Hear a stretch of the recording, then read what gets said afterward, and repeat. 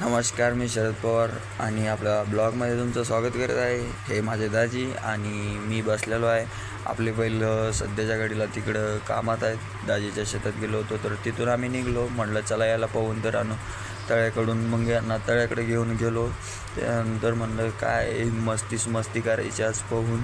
मग बैल थोडेसे साईडला घेतले मी तिथं. मग बैल सोडल्याच्या नंतर हे बघा, आपण त्या शॅम्पू डोक्याला वापरतो त्या मी बैल धुवायला वापरतो. म्हणजे काय जीव आहे आपला बैलामध्ये. त्याच्यामुळं म्हटलं चला, तर दाजी यायचा टाईम होता. मी कपडे काढून रेडी होतो. दाजी आल्याच्या नंतर आपल्याला बैल घेऊन जायचं होतं पाण्यामध्ये. म्हणजे दाजीकडे मोबाईल गेला पाहिजे होता. मग काय दाजी आले, मी मोबाईल दिला त्यांच्याजवळ आणि सर्जाला सोडलं. सर्जा तर पाण्यामध्ये येतच नव्हता. पण म्हटलं चला कसं तरी न्यायचं आहे सर्जाला आता पाण्यामध्ये, नाही तर काय तो नाही आला तर तो दुसरा पण नाही येणार. इकडं तिकडं उड्या मारत मारत त्याला नेलं मी कसं तरी. तो आवरत नव्हता मला.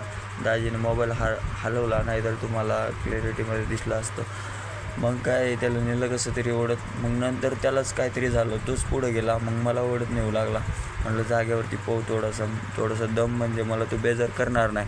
मग काय दाजीला म्हटलं तुम्ही आता मोबाईल पकडा, फक्त मी यांना धुवून काढतो. मस्त ताटामध्ये हात वरती केले. त्याच्यानंतर मग काय इकडे तिकडे फिरवले.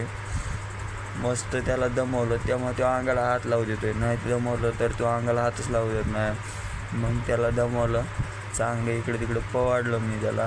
अर्धा एक तास नुसता पाण्यामध्येच ठेवला. मग आणलं बाई मी त्याला बाहेर. मग इर्षद आला माझ्याजवळ. मग इर्षद बोलला की चल आपण घासू. इर्षद आला होता, रस्त्याने चालला होता, तर मग त्याने थोडीशी मदत केली. म्हटलं दाजीजवळ मोबाईल दिला आहे, आता तू थोडीशी मदत कर म्हटलं. आणि मग काय नुसतं इर्षदनं धिंगाणाच घातला. मग आम्ही मस्त एकदम फर्स्ट क्लासमध्ये त्यांना घासलं वगैरे. मान सोडली, इकडं तिकडं करत होता. आपण म्हटलं जाऊ द्या, थोडंसं कंट्रोल करून घेऊ. पण गडी काय ऐकतो काय. तरी पण इर्षदला पकडा लावला आणि मी त्याच्या तोंडाला शॅम्पू लावून मस्त एकदम घासून घेतलं. म्हणजे की गुलाबी दिसतोय एकदम क्वालिटीमध्ये. तर मग मी त्याला घासणं सुरू केलं. तर त्याला ते आवडत नव्हतं. तो मला घासू पण देत नव्हता बरोबर आणि बाहेर जायचं बघत होता. इर्षदनं पक्की पकडून धरलं. मग काय म्हटलं जरासं थांबण घे, थोडंसं घासू दे नंतर. मग तरी पण ऐकतच नव्हता गडी, इकडे तिकडे करत होता. म्हणलं इर्षद तू पकड आता मस्तपैकी थोडंसं. पण तो काय ऐकतच नव्हता गडी. मग काय त्याला थोडंसं पाणी वगैरे मारलं त्याच्या तोंडावरती. तरी गड्याची हालचाल चालूच होती. मी त्याला पकडतो आणि तो इकडे तिकडे पळतोयच. तरी पण त्याला म्हटलं थांब जरा. तो काय ऐकत नव्हता. मग दोघांनी पण पाणी मारलं त्याच्या तोंडावरती एकदम फर्स्ट क्लासमध्ये पाणी मारलं. तर गडी काय त्याला सहनच होईना, इकडे तिकडे पळूच लागला पाण्यामध्ये. म्हटलं याला दमवल्याशिवाय काय पर्याय नाही. आता मी त्याची येसन पकडली पण तरी पण तो नखरे करत होता. मग नखरे केले त्यानं करू द्या म्हटलं. आता किती करतील ते. पाण्यात गेल्याच्या नंतर ते सगळं मोडून जातं. त्याला काय पाण्यामध्ये लाथ हाणता येत नाही म्हटलं, नाहीतर लय मारतोय लाथा वगैरे. इर्षदला म्हणलं बघ कसा गुलाबी दिसतोय माझा बैल, एकदम क्वालिटीमध्ये नान करते काय, शेतकऱ्याची अवलाद आहे. मग काय भाऊला म्हणलं आता मी त्याला थोडंसं आत नेतो. त्याचा कासरा पकडला तरी तो माझ्या अंगावरच येत होता. त्याला वाटलं बाहेर जायचं झालं. मी म्हटलं नाही बाळा चाल आता. मग काय त्याला आत नेलं बाई.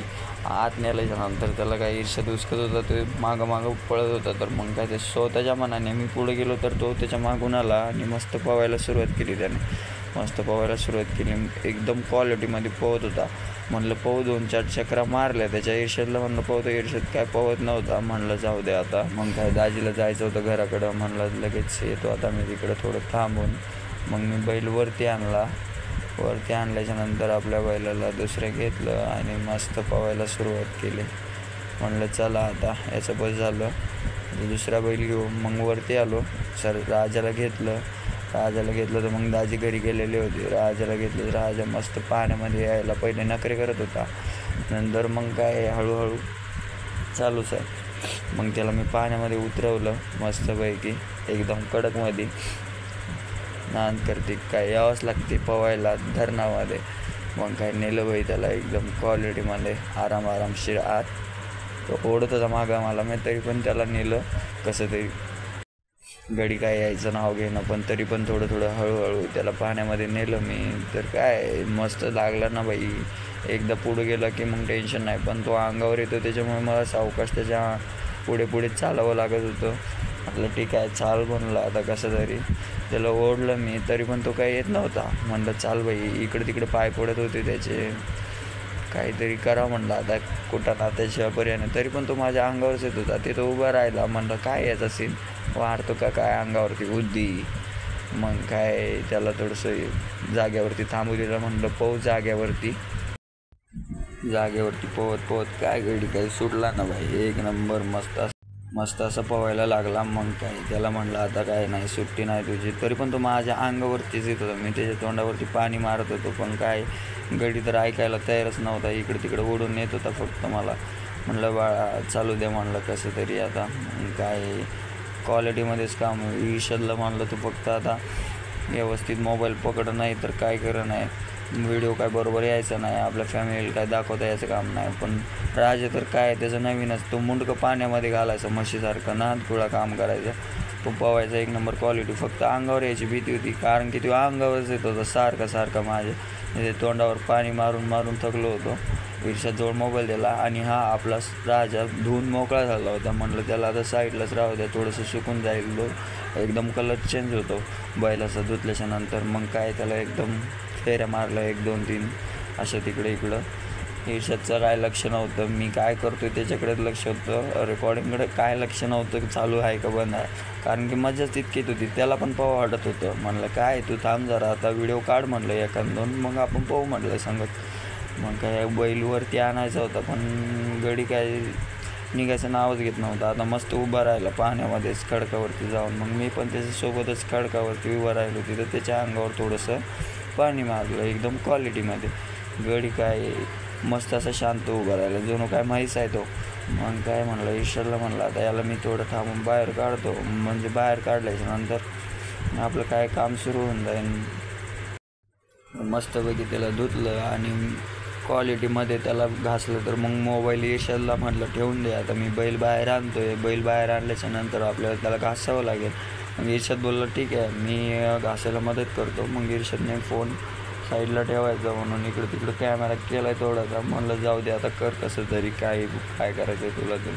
त्यानं आडवा केला आहे निडवा केला. म्हणलं जाऊ दे काय होत नाही म्हणलं, आपल्या फॅमिली समजून घेते आपल्याला. मी आणला बैल बाहेर हळूहळू. म्हणलं तिथं उभा राहिला थोडंसं, मग पाणी मारलं त्याच्यावर. म्हणलं याचं काय बाहेर निघायचा इरादा दिसत नाही, मला पण थंडी वाजत होती, मच्छर पण म्हणलं चला आता इथेच आपला ब्लॉग संपवतो. धन्यवाद.